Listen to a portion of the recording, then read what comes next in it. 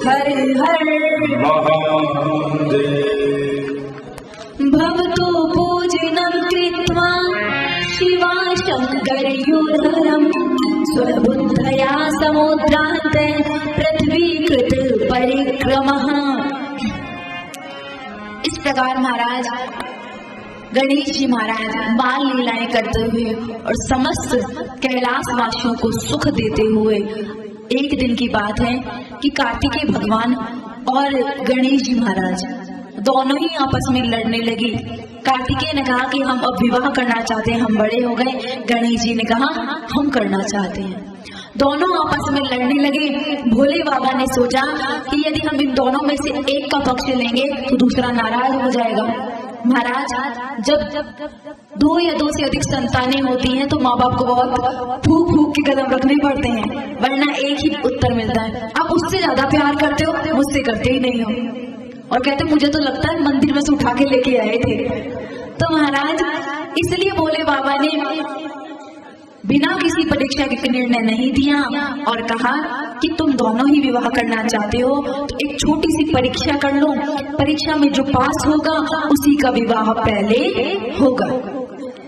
अब तो महाराज कार्तिकेय से जिद करने लगे कि इसमें क्या है, बड़ों का विवाह पहले होता है, हम बड़े हैं, ये गणेश जी बीच में ही घुस रहे हैं। तब तो महाराज गणेश जी ने कहा छोटे हुए तो क्या हुआ, हम योग्य हो गए हैं और देखा नहीं हम कितने बुद्धिमान हैं, तो बुद्धिमानों की शादी पहले होनी चाहिए। अब तो महाराज दोनों आपस में लड़ने लगे। भोले बाबा ने कहा एक छोटी सी परीक्षा है कि जो भी तुम दोनों में से पहले पृथ्वी की 7 परिक्रमा लगाकर आएगा वही विवाह के योग्य होगा। ईमानदारी से परीक्षा दो, परीक्षा में पास जो हो गया उसका विवाह पहले होगा। अब तो इतना सुनना नहीं हुआ कि महाराज कार्तिकेय जी अपने मोर पर बैठ कर गए और परिक्रमा लगाने चल दिए। यहाँ गणेश जी ने सोचा कि इन चूहे महाराज के हम बदले में रहेंगे तो महाराज हमको ये जन्म तो परिक्रमा में ही लग जाएगा, हमें विवाह के लिए अगला जन्म लेना पड़ेगा। तब तो उन्होंने सोचा कि महाराज जहाँ पर बल काम नहीं आता वहां पर बुद्धि लगानी चाहिए, क्योंकि जरूरी नहीं है कि हर काम बल से ही हो। महाराज जहाँ सुई काम आती है वहां तलवार काम नहीं आती, सबका अपना अपना महत्व है। तो महाराज यहाँ बुद्धि के प्रदाता विघ्न विनाशक गणपति जी महाराज ने बुद्धि लगाई और महाराज अपनी माता और पिता शंकर बाबा और पार्वती मैया को एक शिला पर बैठाया और उनकी 7 प्रदक्षिणा कर दी। तत्पश्चात कहा कि पिताजी अब हमारा विवाह करवा दीजिए। भोले बाबा तो क्रोध में आकर बोले पुत्र ते मिला बुद्धि समुत्पन्ना महात्मना त्वयोक्तम यद वचश्चैव ततश्चैव न नान्यथा। कि बेटा तू तो बड़ा बुद्धिमान है, फिर तू ऐसा क्यों कह रहा है, पहले जाओ और पृथ्वी की 7 परिक्रमा लगा के आओ, तत्पश्चात ही तुम विवाह के योग्य बनोगे। तो कहा अभी तो लगाई पिताजी, कहाँ लगाई, हमने तो नहीं देखी। तो कहा शास्त्र ऐसा कहते हैं कि माता और पिता दोनों में ही संपूर्ण ब्रह्मांड स्थित होता है, और हमने तो आपने तो पृथ्वी की ही परिक्रमा बोली है, हमने तो 7 ब्रह्मांड की परिक्रमा लगा ली है। अब यदि महाराज आप कहोगे कि ये गलत है तो शास्त्र झूठे हैं तो हम अभी चले जाते हैं परिक्रमा लगाने, और यदि शास्त्र सच्चे हैं और शास्त्रों में लिखी ये बात सच्ची है कि माता पिता के अंदर समस्त ब्रह्मांड और समस्त देवता विराजित होते हैं, तो हमने 7 परिक्रमा लगा ली है। अब तो महाराज बहुत प्रसन्न हुए भोले बाबा गणेश जी की बुद्धिमता पे। फिर बहुत सुंदर महाराज विश्व रूप की 2 कन्याएं सिद्धि और बुद्धि बड़ी ही धूमधाम से सिद्धि और बुद्धि के साथ में गणेश जी का विवाह करवाया। सिद्धि बुद्धि इति ख्याति शुभे सर्वांग शोभने ताभ्यां चैव गणेशस्य गिरिजा शंकर प्रभु महोत्सव विवाहं च कार्यमास चतुर्मुदा संतुष्टा देवता सर्वास तद विवाही समागम। अब तो बहुत ही सुंदर विवाह का महोत्सव किया गया। विश्व रूप की दोनों कन्याएं सिद्धि और बुद्धि उन उनके साथ में एक ही मुहूर्त में गणेश जी महाराज ने पाणी ग्रहण किया। समस्त देवताएं आए और गाजे बाजों के साथ विवाह संपन्न हुआ। और वहां कार्तिकेय महाराज जी बेचारे परिक्रमा ही लगा रहे हैं। महाराज परिक्रमा लगाने में उनको इतना समय बीत गया कि गणेश जी के 2 पुत्र भी हो गए, एक शुभ और एक लाभ। दो दिव्यं तस्य पुत्रं बभूवतु सिद्धिर्गणेश पत्न्यासु क्षेम नामो सुतो भवेत्। बहुत ही सुंदर महाराज, रिद्धि और सिद्धि दोनों से शुभ लाभ पुत्रों का प्राकट्य हुआ। अब तो बड़े ही धूमधाम से अपने परिवार में रहने लगे और महाराज समस्त भक्तों का कल्याण करने लगे। यहाँ पे कार्तिकेय जी ने महाराज 7 परिक्रमा अनेक वर्षों में संपन्न की और आकर क्रौंच पर्वत पर थोड़ा विश्राम किया। विश्राम कर ही रहे थे, इतने में पहुंच गए नारद जी। नारायण नारायण करते हुए महाराज पहुंचे और कहते, कहो कुमार कैसे हो? तब तो महाराज कार्तिकेय ने कहा, अब हम कुमार नहीं रहेंगे, अब हमारा विवाह होगा, अब विवाह में आइएगा। अब हमने परिक्रमा लगा ली है, हमें तो दूर दूर तक गणपति कहीं भी नजर नहीं आ रहा। लगता है उसकी तो एक परिक्रमा भी नहीं हुई अभी, हमारा विवाह हो जाएगा। और महाराज आप आना बड़ी ही धूमधाम से। अब तो महाराज बड़े ही अभिमान में आकर बोला। तब नारद जी ने कहा, इत्युक्त्वा नारदं तु महेश्वरं मनोगति स्कंदो विपितं नत्वा कोपाग्नि ज्वलिस्तदा। कि कहा कि तुम यहाँ परिक्रमा ही लगा रहे हो, वहां तो गणपति का विवाह भी हो गया और उसके पुत्र भी हो गए। महाराज पुत्र हो गए, विवाह हो गए, तुम परिक्रमा लगा रहे हो। तब तो संपूर्ण वृतांत बताया। तो यहाँ स्कंद अथवा कार्तिकेय को इतना क्रोध आया और प्रतिज्ञा ली कि अब हम पुनः लौटकर कैलाश पर नहीं जाएंगे। उस गणेश ने बुद्धि लगाकर हमारी सारी मेहनत पे पानी फेर दिया। अब हम माता और पिता दोनों से ही गुस्सा है, हम पुनः वापस नहीं जाएंगे। तब तो स्कंदो विपितं नत्वा कोपाग्नि ज्वलितस्तदा इत्येव च निषिद्धोऽपि प्रोचनेति जगामसः। बहुत क्रोधित हुए। तब तो भोले बाबा और पार्वती मैया दोनों मनाने के लिए क्रौंच पर्वत पर आए, पर महाराज वो नहीं माने। तब पार्वती मैया और भोले बाबा ने कहा कि हम दोनों ही एक रूप से यहीं विराजमान हो जाते हैं। अब महाराज ऐसा ही होता है, बच्चे अमेरिका में बस गए, माता पिता कहते हैं आ जाओ जयपुर, इकलौती संतान है, अच्छा नहीं लगता। तब बच्चे क्या कहते हैं, आप ही तो आ जाओ अमेरिका। तो हार थक के बच्चों को ही, माता पिता को ही जाना पड़ता है। उसी प्रकार कार्तिकेय से खूब विनती करी, पर कार्तिकेय कैलाश को नहीं गए।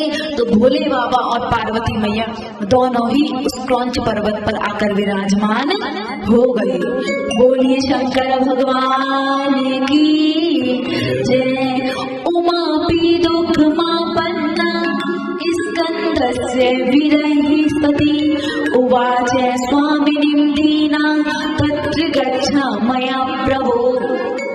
महाराज अपने भक्तों को कल्याण देने के लिए, अपने पुत्र को संतुष्ट करने के लिए प्रभु वहीं ही चले गए। महाराज भगवान तो कुछ भी बनने को तैयार हैं, कहीं भी जाने को तैयार हैं। धन्ना जाट हो या हमारा सदन कसाई हो, भगवान को उनके घर भी जाने में बिल्कुल भी निंदनीय नहीं लगता, वो तो चले जाते हैं। एक बार वर्तमान में छोटा सा दृष्टांत आता है कि महाराज उड़ीसा प्रांत के 2 ब्राह्मण बद्रीनाथ आश्रम में दर्शन करने गए। बद्रीनाथ धाम में जैसे ही गए तो उनमें से एक तो युवा था और एक बड़ा ही वृद्ध था। तो उस वृद्ध की बहुत तबीयत खराब हो गई, क्योंकि लागे अति पहाड़ कर पानी। पहाड़ का जो पानी होता है वो थोड़ा भारी होता है, हर किसी के पचता नहीं है। तब तो महाराज उस वृद्ध को वहां का पानी सूट नहीं किया और वो बीमार हो गया। तमाम जो नगरवासी थे वो तो चले आए, पर युवा ने सोचा हमारे ही गांव का है तो थोड़ी सी इसकी सेवा करनी चाहिए। तो उसकी खूब सेवा करी। महाराज वो वृद्ध मरणासन ही हो गया था, पर सेवा के बल पर उसने पुनः उसे स्वस्थ कर दिया। अब तो यहाँ पर महाराज दोनों की दोनों चारों धामों की यात्रा करके वृंदावन पधारे और वृंदावन में महाराज साक्षी गोपाल जी का मंदिर था। वहां गोपाल जी के सामने उस वृद्ध ब्राह्मण ने कहा कि तुमने मेरी इतनी सेवा की है, मुझे प्राणी ही दिए हैं, मैं तुम्हें क्या दे सकता हूँ। उसने कहा मैंने तो आपकी सेवा किसी कामना से थोड़ी की है, आप तो जाइए, मैं कुछ भी नहीं चाहता। तब तो उस वृद्ध ब्राह्मण ने कहा कि मेरी एक कन्या है, युवती है, सुंदरी है, पढ़ी लिखी है, मैं आज गोपाल जी के सामने इनकी कसम खा के कहता हूँ कि उस कन्या का विवाह मैं तुमसे ही करूंगा। तब तो महाराज दोनों की दोनों वापस उड़ीसा आ गए और उड़ीसा में आके तब वृद्ध ब्राह्मण ने समस्त परिवार के सामने ये रखी कि शर्त कि हमने अपनी कन्या का विवाह पक्का कर दिया है, संबंध पक्का कर दिया है। तब तो सारे घर वाले मना चढ़ गए, किससे पूछ के किया, ना कुल देखा, ना खानदान देखा, कन्या से तो पूछ लेते। तब तो महाराज सभी ने मना कर दिया और सभी ने कहा कि हम अपनी कन्या का विवाह उस गरीब ब्राह्मण से नहीं करवाएंगे। अब महाराज ये रोने लगा।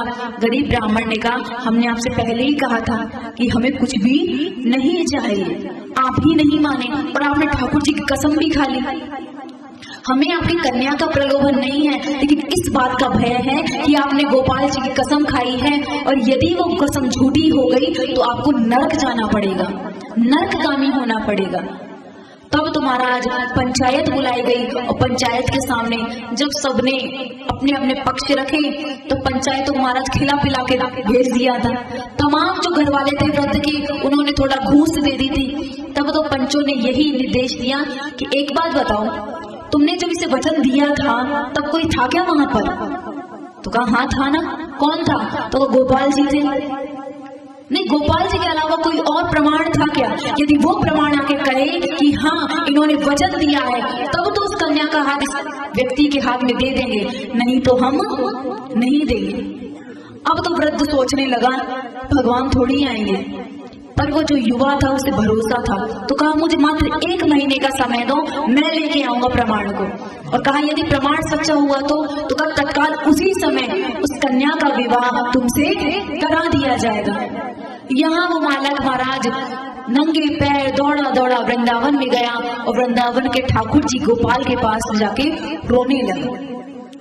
अब तो रोता रोता अश्रुपात किया। साक्षी जो गोपाल थे वो वहां प्रकट हो गए और कहते हैं ब्राह्मण रोने का कारण कहो। तो कहा प्रभु आपको हमारे साथ चलना पड़ेगा और हमारे लिए आप गवाही देनी पड़ेगी। तो कहा दे तो देंगे गवाही, लेकिन हम वृंदावन के ठाकुर हैं और हम थोड़े से चटोले हैं, हमें खाने पीने की बहुत आदत है, तो हम इतनी दूर तक जाएंगे उड़ीसा तक तो हम भूखे ही रह जाएंगे। तो तुम हमें पग पग पे यदि 56 भोग खिलाते हुए जाओ, कहते हैं ना रास्ते में खाने का आनंद ही अलग है, ट्रेन में भी आते हैं तुम्हारा चटर पटर मुंह चलता ही रहना चाहिए। तो कहा यात्रा में जा रहे हैं और यात्रा तो खाते पीते निकले तब आनंद आता है। तो कहा प्रभु मैं गरीब ब्राह्मण, मेरे पास तो कुछ भी नहीं है। तो साक्षी गोपाल ने कहा हमसे उधार ले लो, हमने इतने गहने पहन रखे हैं, ये गहने ले जाओ और बेच बेच कर हमें खिलाते रहो और जब तुम्हारे पास हो जाए तब हमें दे देना। तब तुम्हारा कहा और कहा एक और शर्त है, हम तुम्हारे पीछे पीछे चलेंगे और तुम्हें मुड़कर नहीं देखना है, जैसे ही तुमने मुड़कर देखा तो हम वहीं पर रुक जाएंगे, एक कदम आगे नहीं बढ़ेंगे। तब तो महाराज उस युवा ब्राह्मण ने कहा कि मुझे कैसे पता चलेगा आप जा रहे हो, ऐसा नहीं हो कि आप चलो ही नहीं मुझे पागल बना दो। तो कहा नहीं नहीं, हमारे नूपुरों की जो ध्वनि है, हमारे पायलों की जो झनकार है वो तुम्हें सुनाई देती रहेगी, वो सुनती रहेगी और तुम समझ जाना कि हम चल रहे हैं। अब तो महाराज संत कहते हैं ठाकुर जी इसलिए पीछे पीछे चल रहे थे कि ये अकिंचन ब्राह्मण है, किसी से कुछ नहीं चाहता। समस्त जो पृथ्वीवासी हैं, समस्त लोग मेरी चरण धूलि से पवित्र होते हैं और मैं निष्काम भक्तों की चरण धूलि से पवित्र होता हूँ। तो ये चलेगा, इसकी चरण धूलि उड़ेगी और मैं उससे कृतकृत्य हो जाऊंगा, पवित्र हो जाऊंगा। महाराज जितने प्यारे भगवान को अकिंचन भक्त लगते हैं, अकिंचन मतलब जो भगवान से कभी कुछ भी नहीं चाहते सेवा के बदले। तब तो महाराज यहाँ वो ब्राह्मण आगे जाने लगा, पीछे पीछे ठुमुक ठुमुक करते हुए गोपाल जी चलने लगे। ये मार्ग में अच्छे अच्छे महाराज खीर मालपुआ, रबड़ी मालपुआ, हलवा आदि आदि आदि परोसने लगे।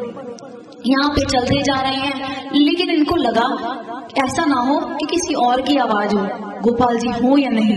उड़ीसा उसका गांव आने ही वाला था, उसके 5 किलोमीटर दूर उसे संशय हुआ न जाने भगवान आ भी रहे हैं या पागल बना रहे हैं। अब तो उसने पीछे मुड़ के जो ही देखा ठाकुर जी वही विराजमान हो गए और कहा कि अब हम एक कदम भी आगे नहीं बढ़ेंगे, पंचायती यही जुड़वाओ। तो कहा महाराज पंच यहाँ आएंगे ही नहीं। ठाकुर जी ने इतने क्रोध में भर के बोला, तुम्हारे पास इतने बड़े हो गए, हम वृंदावन से यहाँ तक चल के आ गए और वो 5 किलोमीटर चल के नहीं आ सकते, अब तो पंचायती यही जुड़ेगी। तब तो समस्त पंचों को बुलाया गया और साक्षात ठाकुर जी का दर्शन किया। तो समस्त पंच और जो भी परिवार मना कर रहा था, अब तो हमारा तमाम गांव वाले कहने लगे हमारी कन्या ले लो, हमारी कन्या ले लो। ब्राह्मण से कहने लगे हमारी कन्या से विवाह कर लो। ब्राह्मण ने कहा कि मुझे कोई कन्या का प्रलोभन नहीं है, मैं तो मात्र इस वृद्ध की बात झूठी ना हो इसलिए मैं इतनी दूर तक ठाकुर जी को लेकर आया। और महाराज ठाकुर जी वही साक्षी गोपाल के रूप में विराजमान हो गए। बोलिए साक्षी गोपाल की। तो महाराज भगवान कुछ भी बनने को तैयार है, बस शर्त एक है कि बनाने वाला होना चाहिए।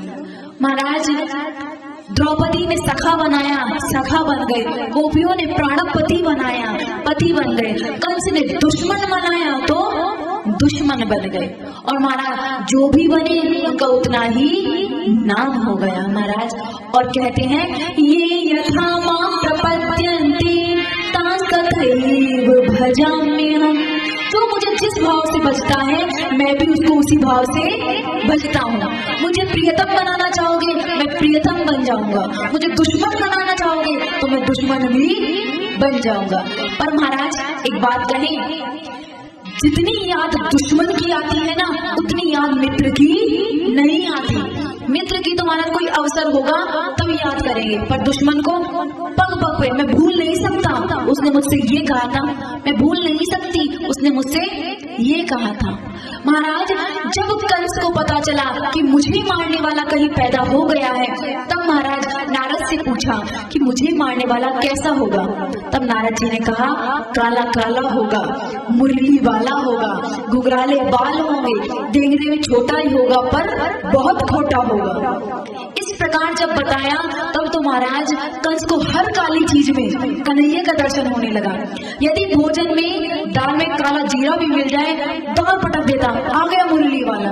काले काले पर्दे दिख जाए आ गया मुरली वाला। और महाराज बातें करते करते यदि सामने वाले की काली पुतरिया में भी यदि काले काले दिख जाए तो क्या कहता, आ गया मुरली वाला।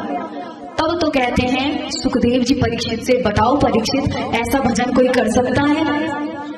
इसलिए जितना भजन दुश्मनों का होता है ना महाराज उतना दोस्त का नहीं होता। जब रावण को पता चला कि खर और दूषण दोनों मारे गए हैं, तब रावण ने विचार किया कि खर दूषण मोहि सब बलवंता, उतने को मारे बिनु भगवंता। कि खर दूषण को जिसने मार दिया वो मेरे समान बलशाली था। इसका मतलब जिसने मारा है वो कोई ऐरा गैरा नहीं है, वो साक्षात भगवान है। और महाराज भगवान का बहुत सुंदर निरूपण किया गया कि भगवान कौन होता है, धनवान कौन होता है, जिसके पास धन हो। महाराज जिसके पास धन होता है वो धनवान होता है, जिसके पास ज्ञान होता है वो ज्ञानवान होता है, जिसके पास मान होता है वो मानवान होता है, जिसके पास माल होता है वो मालवान होता है। तो फिर भगवान कौन होगा? जिसके पास भग होंगे वही भगवान होगा। तो ये भग क्या है? तो कहा 6 गुणों को भग कहा गया है और जिसमें विराजमान हो वही भगवान है। और 6 गुण कौन से हैं? यश, श्री, ज्ञान, वैराग्य, धर्म और ऐश्वर्य। ये 6 गुण जिनके भीतर हैं वही महाराज भगवान हैं।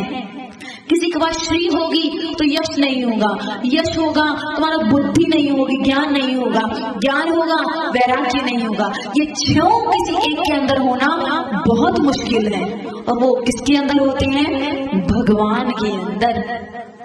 तब तो महाराज यहाँ रावण कहता है कि तिनहि कुमारी बिनु भगवंता, इसका मतलब भगवान है। और मैं हूँ तामसी देगा होए भजन नहीं तामस देगा। हम राक्षसों से महाराज भजन पूजन नहीं होता। तो भगवान ने कहा तुम क्या कर सकते हो? तो कहते हैं हम आपसे लड़ाई झगड़ा कर सकते हैं। तो प्रभु ने कहा लड़ाई झगड़ा करो पर करो, कुछ भी करो पर करो ही तुम मुझसे।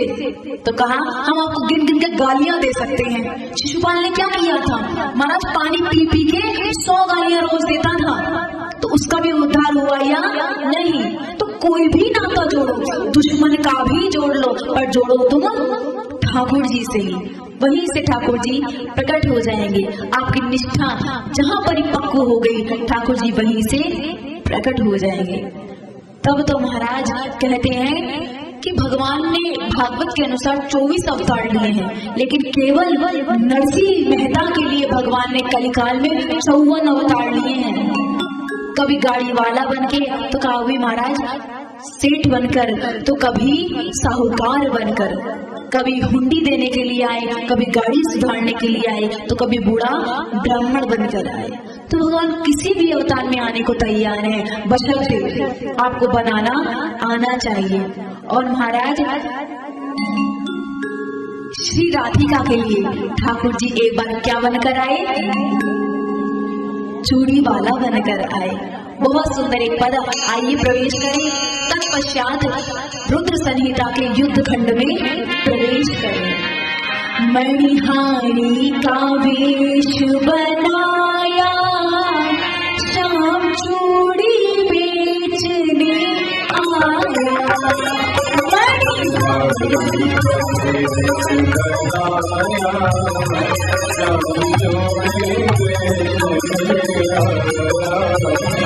चलिया का वेश बनाया, श्याम चूड़ी बेचने आया।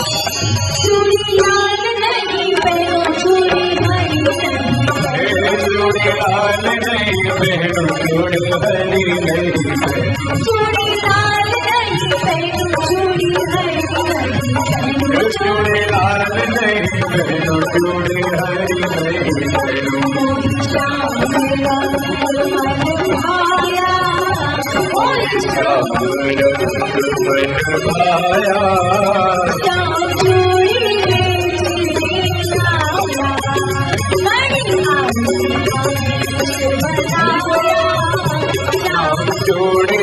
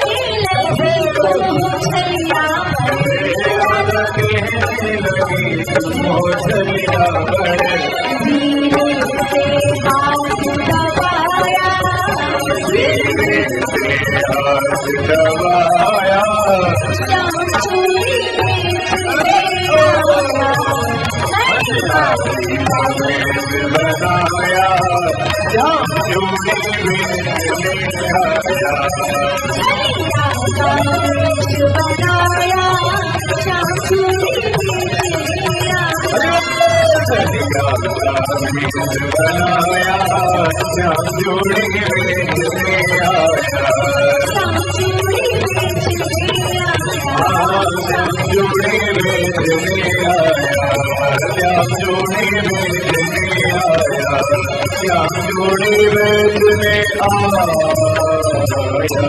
बोलिए शंकर भगवान की हरे हर महादेव।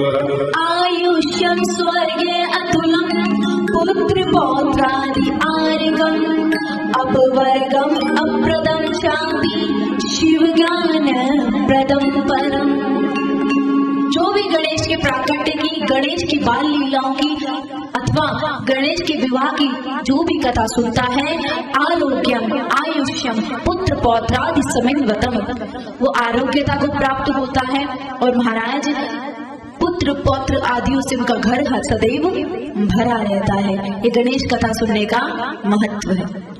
अब महाराज यहाँ युद्ध खंड में प्रवेश करते हैं कि जिस तारकासुर का कार्तिकेय ने वध किया था उसके 3 पुत्र थे, तारकाक्ष, विद्युन्माली और महाराज तारकास्तु जय पुत्रो विद्युन्माली च मध्यमा कमलाक्ष कनीयाश्च सर्वे तुल्या बलः सदा। तारकाक्ष, विद्युन्माली और कमलाक्ष ये तीनों तारकासुर के पुत्र थे और जैसे ही अपने पिता के वध की बात सुनी महाराज इन्हें बड़ा दुख हुआ। इन्होंने ठाकुर जी की बहुत तपस्या करी और महाराज शिव जी की खूब तपस्या करके एक ही वरदान मांगा कि हम अजर और अमर हो जाएं। लेकिन भगवान ने कहा आया है सो जाएगा राजा रंग फकीर। तुमने जन्म लिया है तो मृत्यु तो अवश्य होगी, लेकिन हाँ इतना अवश्य कह सकते हैं मृत्यु तुम्हारी कैसे हो ये तुम निर्धारित कर लो। तब कहा भोलेनाथ से कि हे भोलेनाथ हमें यदि कोई मारे तो आप ही मारे, हम यही चाहते हैं, हमारी मृत्यु तो आपके हाथ से हो। राक्षसों ने ये विचार किया कि हम तो भगवान के भक्त हैं, हम इनका अपमान नहीं करेंगे, अपमान नहीं करेंगे तो हमारी मृत्यु होगी नहीं। इसलिए महाराज जो मृत्यु से डरता है वो तो राक्षस बुद्धि का है, क्योंकि जितने भी राक्षस होते हैं वो अपनी मृत्यु को टालने की बहुत कोशिश करते हैं। आपको ऐसा लगता है कि सीता ही हरण हुआ था? महाराज अनेक ग्रंथों में ऐसा वर्णन आता है कि जब रावण को पता चला कि दशरथ नंदन ही हमें मारेगा तब उन्होंने क्या किया, कौशल्या का अपहरण कर लिया। कौशल्या का अपहरण करके दशरथ से विवाह होने ही वाला था, अपहरण करके उन्हें एक बक्से में बंद किया और सागर में बहा दिया। अब सोचा कि बक्से में बंद हो गई हैं, सागर में बहा दिया है, तब तो मर ही गई होंगी। यहाँ तो महाराज वो चला गया, लेकिन जाको राखे साइया मार सके ना कोई और बाल ना वाका कर सके जो जग बैरी हो।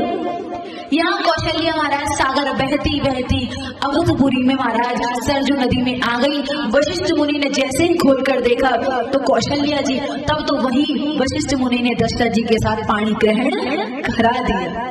कहाँ तो बहाया था महाराज, बहते बहते सरजू में आ गई। तो कहने का अर्थ ये है कि जो राक्षस बुद्धि का होता है वही अपनी मृत्यु को टालने की कोशिश करता है।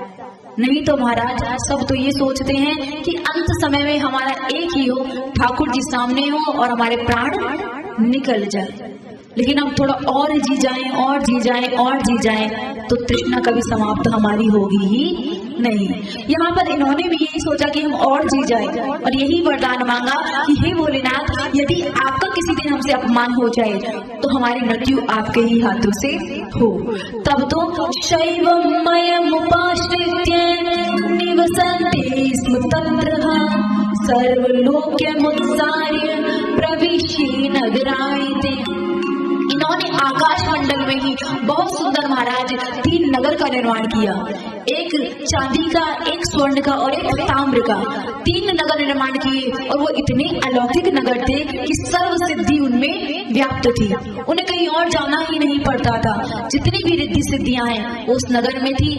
और एक विशेषता उस नगर की कि वो नगर आकाश में स्थित था और कभी भी गायब हो जाता था और कभी भी दिखने लगता था। अब तो वो तीनों क्या करते महाराज, स्वर्ग पे आक्रमण कर देते और जैसे ही देवता युद्ध के लिए आते तो वो तीनों गायब हो जाते। अब तो महाराज तमाम देवताओं को खूब कष्ट पहुंचाने लगे। तमाम देवता दौड़े दौड़े विष्णु के पास आए और विष्णु से ने कहा महाराज कि इनको शिव जी का वरदान प्राप्त है, जब तक ये शिव का कोई अपमान नहीं करेंगे तब तक इनकी मृत्यु होने वाली है नहीं। तब तो कहा विष्णु भगवान से कि आप शिव जी के परम प्रिय हैं, आप उनसे जाकर निवेदन कीजिए। तब तो शिव जी ने दो टूक कह दिया, जब तक अपराध नहीं होगा तब तक हम बिना गलती के इसे दंड नहीं देंगे।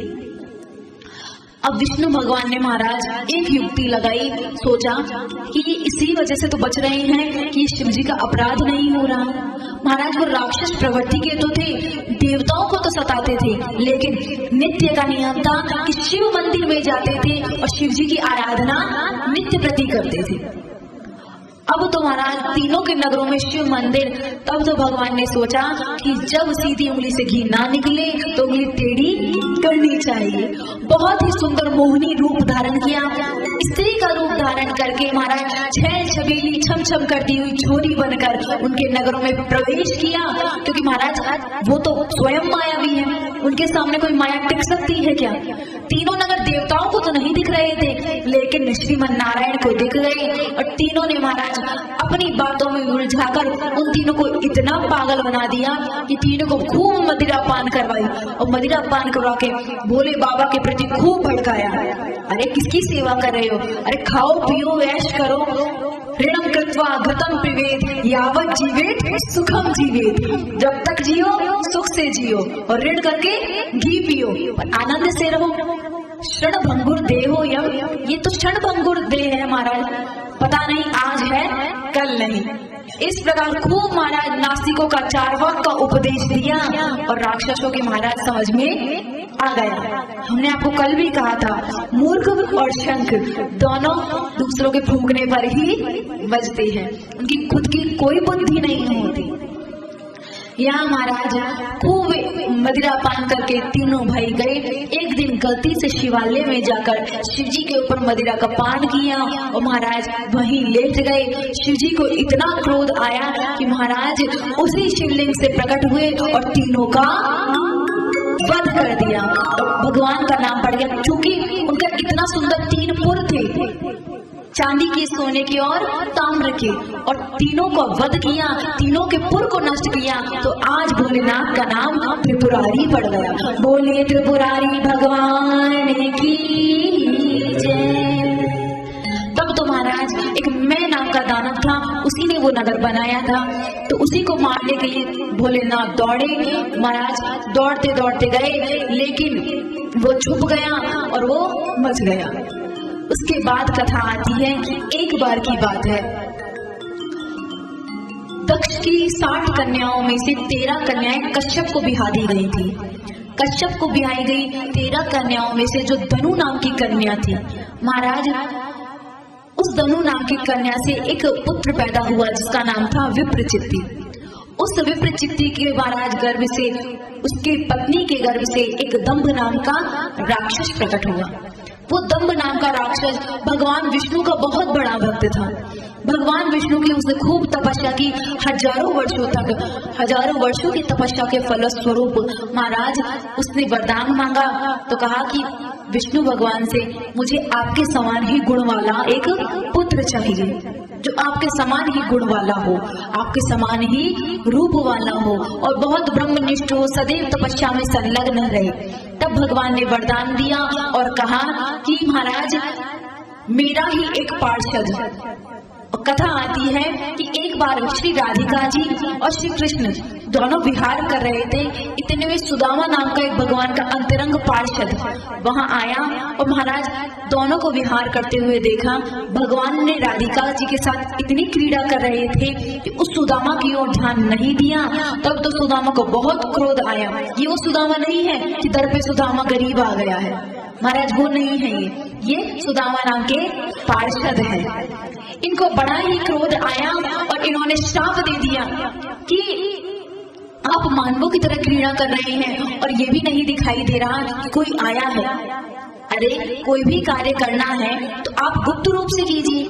अब तो महाराज एक लोक मर्यादा आपने कुछ नहीं रखी, तो राधिका जी से द्वेष करके कहा कि तुम्हारे कारण हमें ठाकुर जी समय नहीं देते, तो हम तुम्हें श्राप देती हैं कि तुम्हें 100 वर्षों तक श्री कृष्ण से बिछड़कर धराधाम पर रहना पड़ेगा। इस प्रकार महाराज जब श्राप दिया तब भगवान श्रीमन राधिका ने भी कह दिया कि हम भी तुम्हें श्राप देते हैं कि तुमने हम दोनों की ओर पाप दृष्टि से देखा है। क्योंकि महाराज मानवीय बात तो अलग है और देवताओं की बात अलग है। तुमने हम दोनों की ओर महाराज दुष्ट बुद्धि से देखा है, तो हम भी श्राप देते हैं कि तुम जाके राक्षस बन जाओ। अब तो राक्षस बनने का श्राप दिया।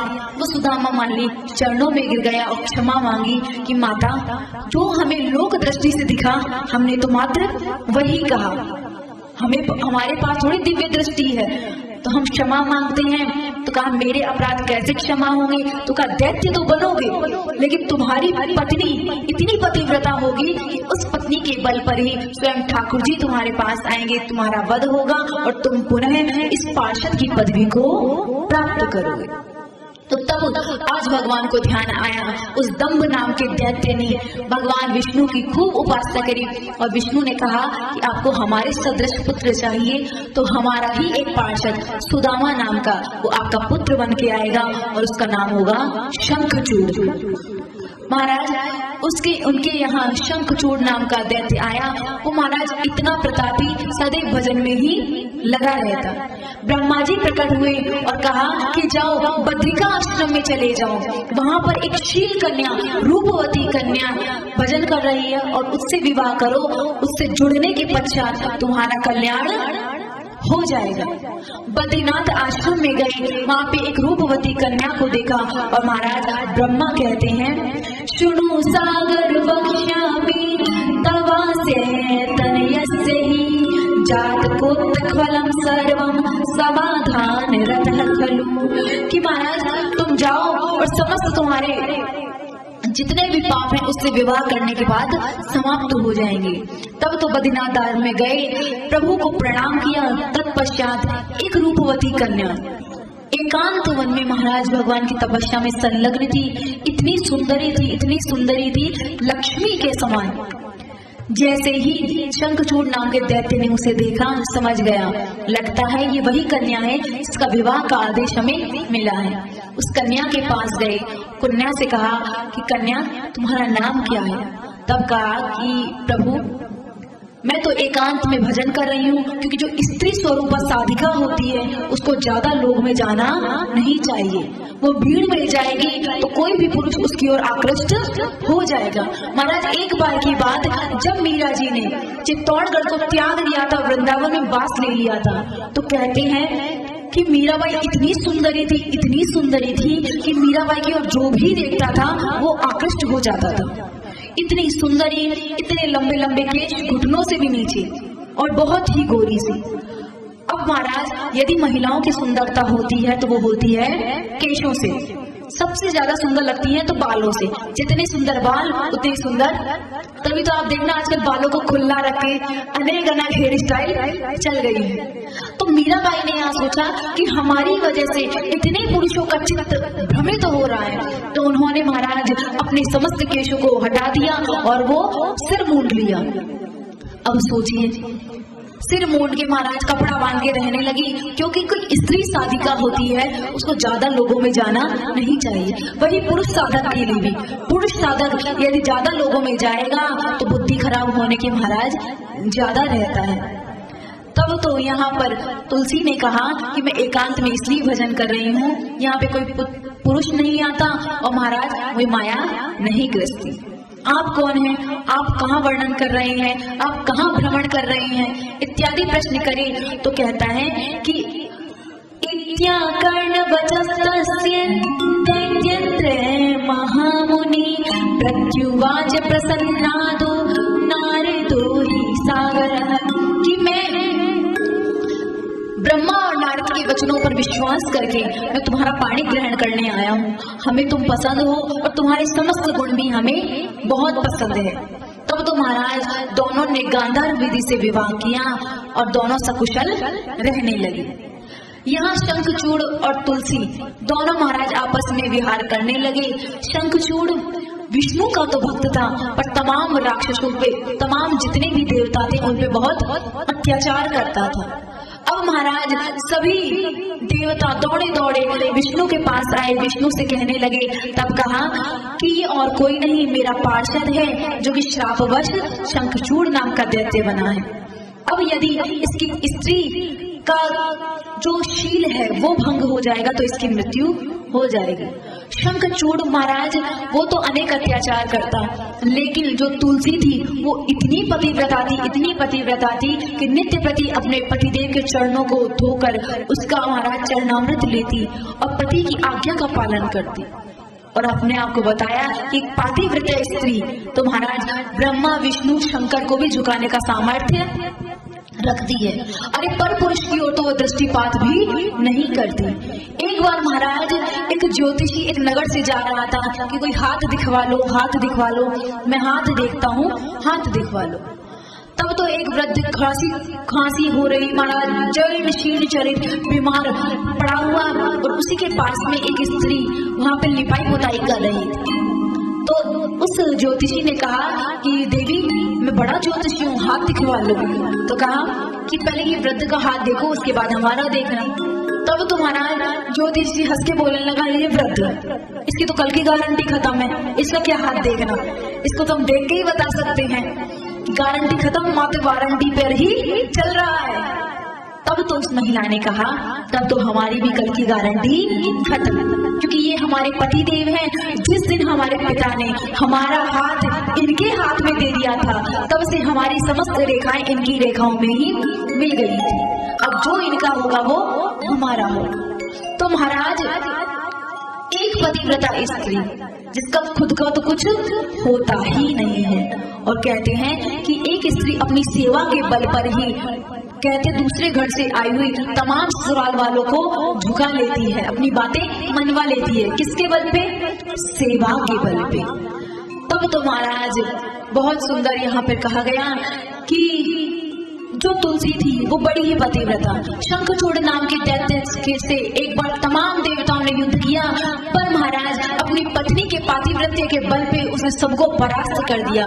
तब तो सब दौड़े दौड़े विष्णु के पास आए और विष्णु से कहा कि इस बार तुम पुनः जाओ, मैं इसकी स्त्री के पास जाता हूँ। यहाँ महाराज वह शंखचूड़ के पास युद्ध करने चले गए। वहाँ तुलसी के पास भगवान विष्णु शंखचूड़ नाम के दैत्य के समान ही रूप बनाकर गए, और आधी रात को जब देखा तो महाराज उसने सोचा पतिदेव आए हैं, विहार किया, पूरी रात्रि विहार किया।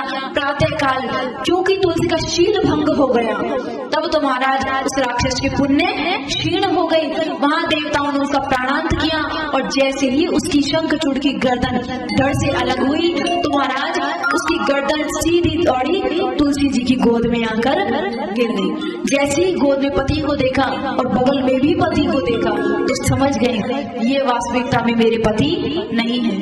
तो तुम क्रोधवशात बोलती है कि तुम कौन हो, अपने असली रूप में आओ। तब ठाकुर जी अपना असली रूप दिखाते हैं और कहा आपने मेरा शील भंग किया है। आपको इतना भी ज्ञान नहीं है कि एक पतिव्रता स्त्री यदि सबसे ज्यादा किसी को मानती है तो अपने पति को मानती है, और आप उन्हीं का रूप देकर आ रहे हो। हम श्राप देती है कि आप पत्थर के हो जाओ। पर महाराज ठाकुर जी एक पतिव्रता स्त्री के इतने दीवाने हो गए, इतने दीवाने हो गए कि जब ठाकुर जी तो शालिग्राम बन गए, लेकिन जब उस शंखचूड़ दैत्य के साथ तुलसी भी सती हो गई तो महाराज उसी की राख से अपने आप को पवित्र करने लगे, उससे स्नान करने लगे और कहा मैं शालिग्राम बनूंगा तो तुम अगले जन्म में भी तुलसी का वृक्ष बनोगे, इस राख से वृक्ष बनोगे।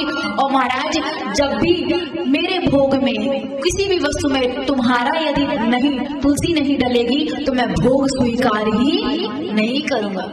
महाराज ये पतिव्रता की कहानी है, जिसने श्राप भी दे दिया तो भी ठाकुर जी उसके इतने दीवाने हो गए कि जब तक तुलसी किसी भोग में नहीं पड़े ठाकुर जी भोग स्वीकार नहीं करते। नमो नमो तुलसी महारानी नमो नमो। बहुत सुंदर वर्णन किया। इतश्च शंखचूड़ासौ जय गिज्ञोपदेशतः गुरु दत्ताम ब्रह्म विद्या जजापे नियतेन्द्रिया। कि महाराज वो शंखचूड़ नाम का बहुत सुंदर दैत्य मरने के बाद पुनः सुदामा नाम का भगवान का पार्षद बन गया। बोलिए शंकर भगवान की। हर हर महादेव शंभो काशी विश्वनाथ गंगे।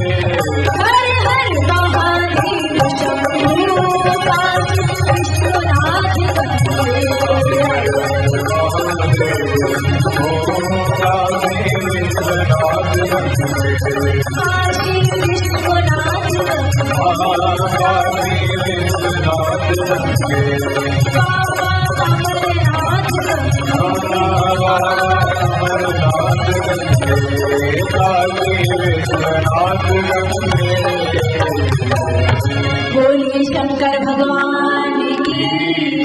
हर हर महादेव।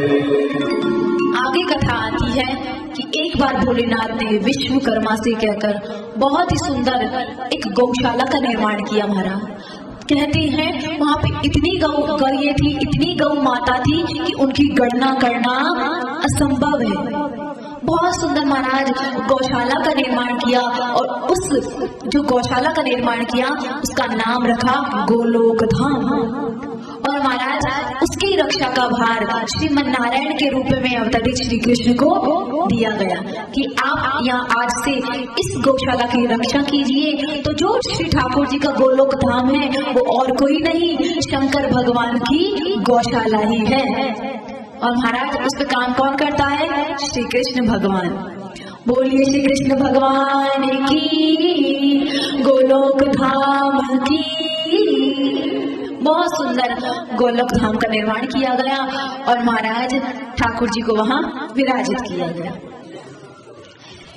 एक बार की बात, भगवान विष्णु श्रीमन नारायण का महाराज नित्य प्रति का नियम था कि वो रोज 1000 कमल भोलेनाथ को अर्पित करते थे। नित्य का नियम 1000 कमल लेकर आए और ठाकुर जी को उन्हीं के नाम से ओम शिवाय नमः, ओम नागेश्वराय नमः, तमाम जितने भी ठाकुर जी के नाम है शिव जी के, उन्हीं नाम से वो कमल समर्पित करें।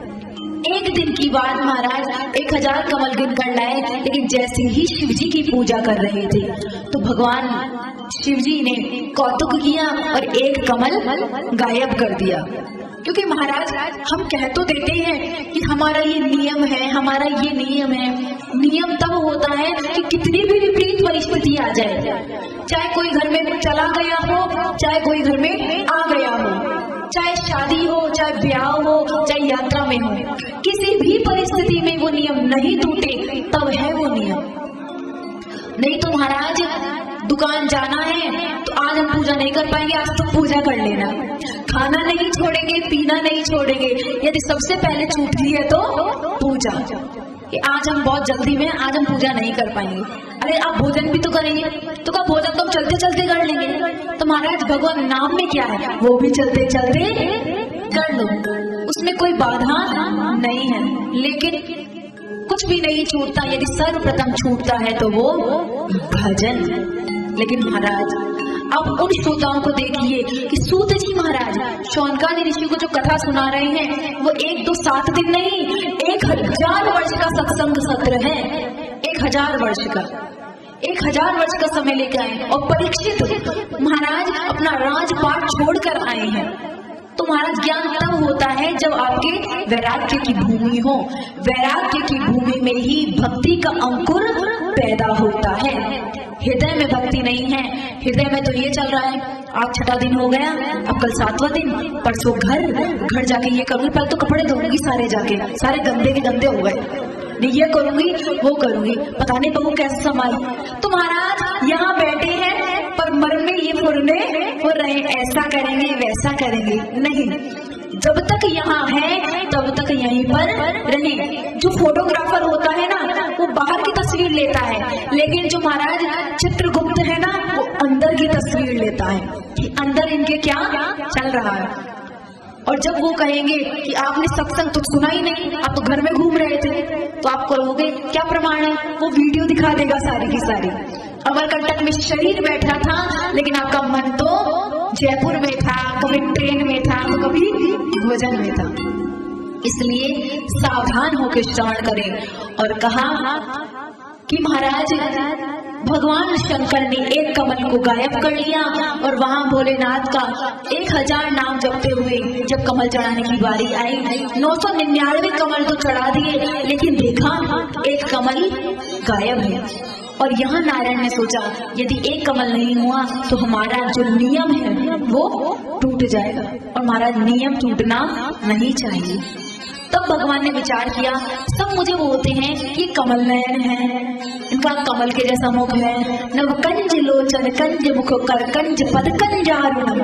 महाराज मेरा मुख कमल है, होठ कमल के जैसे हैं, आंखें कमल के जैसी हैं, हस्त कमल है, पाद कमल है, तो क्यों ना इन कमलों में से एक कमल चढ़ा दिया जाए। तब तो कहते हैं श्रीमन नारायण ने अपनी आंख को महाराज निकाला और जैसे ही चढ़ाने लगे भोलेनाथ ने हाथ पकड़ लिया और महाराज उन्हें पुनः स्वस्थ कर दिया। बोलिए शंकर भगवान की। पुनः ठाकुर जी को वैसा ही किया और कहा कि मैं घोषणा करता हूँ कि आज से यदि शिव भक्तों में कोई प्रथम शिव भक्त होगा तो वो होगा भगवान विष्णु। और भगवान विष्णु ने भी कहा कि मेरा भी यदि कोई भक्त होगा तो प्रथम भक्त मेरा होगा शिव जी। तो शिवस्य हृदयम विष्णु हृदय, और विष्णु से हृदयम शिवम। शिव जी के जो हृदय है वो विष्णु है और विष्णु के जो हृदय है वो शिव है। तो ये दोनों तो महाराज दोनों परस्पर दो चकोर दो चलता।